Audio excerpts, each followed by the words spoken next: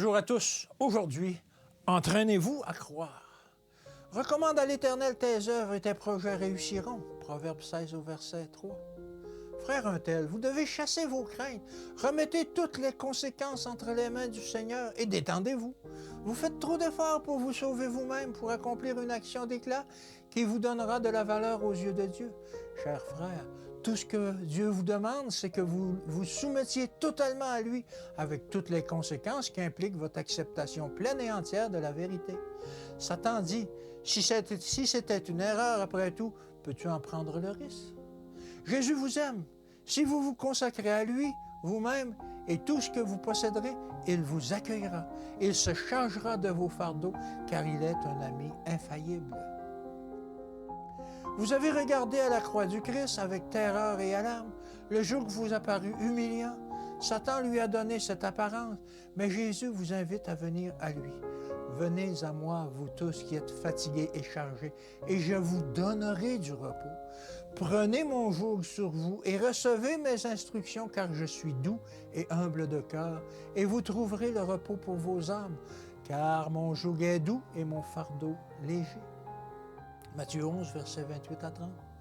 Ce joug que vous craignez de placer sur votre nuque parce que vous le croyez humiliant, Jésus le dit doux. Le fardeau que vous n'osez pas toucher est léger. Tout ce qui vous est demandé, c'est de vous en emparer résolument. Et vous découvrirez qu'il s'agit d'un soutien bien plus que d'un fardeau blessant.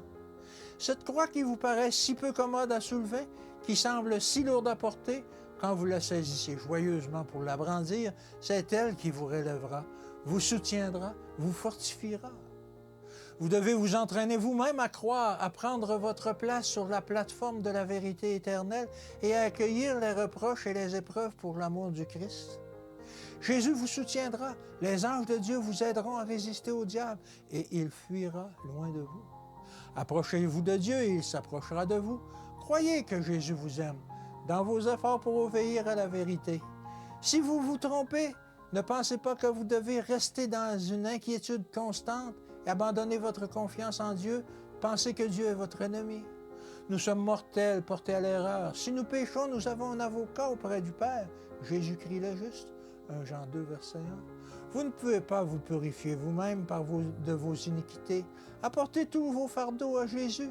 Il vous aidera. Il ne veut pas que vous attendiez et espériez faire expiation pour le péché ou vous justifier par vos bonnes œuvres. Confiez-vous en les mérites du sang du Sauveur crucifié et ressuscité. Que Dieu vous bénisse et qu'il vous garde aujourd'hui. Et je vous dis à demain.